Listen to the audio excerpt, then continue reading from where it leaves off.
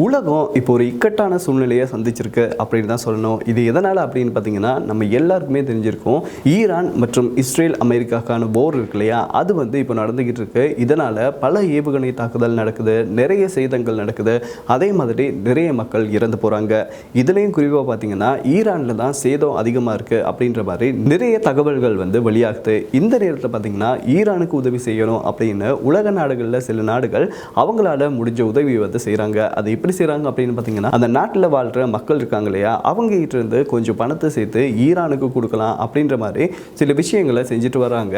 இப்படியான ஒரு சந்தர்ப்பத்தில் தான் இந்தியாவில் இருக்க காஷ்மீரில் ஒரு நிகழ்ச்சியான சம்பவம் நடந்திருக்கு. அது என்ன சம்பவம் அப்படின்னு பார்த்தீங்கன்னா, அங்கே ஒரு பெண்மணி இருந்திருக்காங்க.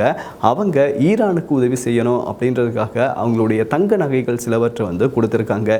இதில் என்ன ஸ்பெஷல் அப்படின்னு பார்த்தீங்கன்னா, இந்த தங்க நகைகள் இருக்கு இல்லையா, இது 28 வருஷத்துக்கு முன்னாடி அவங்களுடைய கணவன் இறந்திருக்காரு. அவர் வாங்கி கொடுத்த நகையை தான் இவங்க ஈரான் மக்களுக்காக கொடுத்துருக்காங்க. அந்த நகையால் ஈரான் மக்கள் பயனடைஞ்சாங்கன்னா எனக்கு அது போதும் அப்படின்னு அவங்க சொல்லியிருக்காங்க.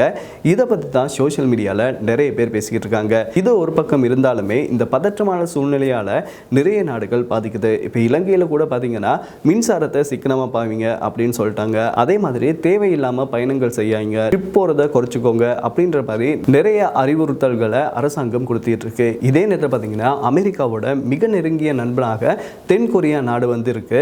அந்த நாட்டுக்கு 70% கச்சா எண்ணெய் ஹார்மோஸ் நீரிணை வழியாக தான் போதான். அதை இப்போ ஈரான் முடக்கி இருக்கதால அந்த நாட்டில் சில ரூல்ஸ் போட்டிருக்காங்க. அவங்க என்ன போட்டிருக்காங்க அப்படின்னு பார்த்தீங்கன்னா, மக்கள் நிறைய நேரம் குடிக்கக்கூடாது, தண்ணியை முடிஞ்ச அளவு சேமிங்க, அதே மாதிரி மின்சாரத்தை சேமிங்க, போனை சார்ஜ் போடும்போது நைட்டில் போடாங்க, பகலில் போடுங்க, காரை நிறைய யூஸ் பண்ணாங்க அப்படின்ற மாதிரி நிறைய விஷயங்களை சொல்லிக்கிட்டு இருக்காங்க.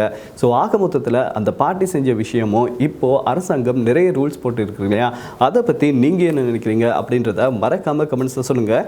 இன்னொரு வீடியோவில் உங்களை சந்திக்கும் வரை உங்களிடமிருந்து விடைபெறும் நான் விஜே அருண், கேமராமேன் லிஷியரனுடன். நன்றி, வணக்கம்.